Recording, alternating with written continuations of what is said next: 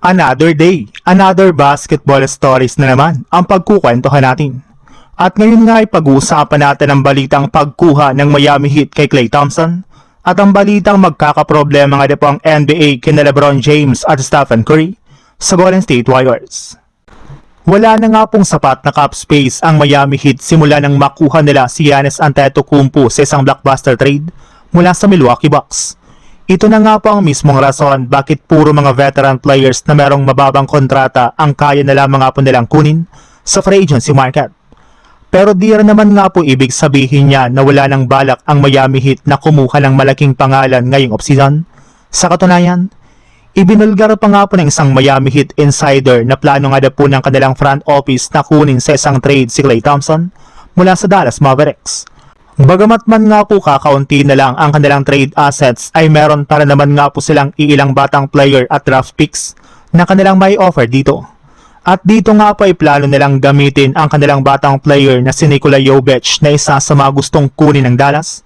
Kaya hindi malabo na ma-pull off ng Miami Heat at Dallas Mavericks ang ganitong klaseng trade ngayong offseason. Sa ibang balita naman, seryoso nga talaga sa Draymond Green sa pag-recruit kay LeBron. Matapos nga po nitong ibulgar na pinaghandaan talaga niya ang kanyang ginawang pitch para lamang makumbinsi ito na sumali ngayong offseason sa Golden State Warriors. At mukhang hindi lang naman nga po si LeBron ang nakukumbinsi na Draymond Green.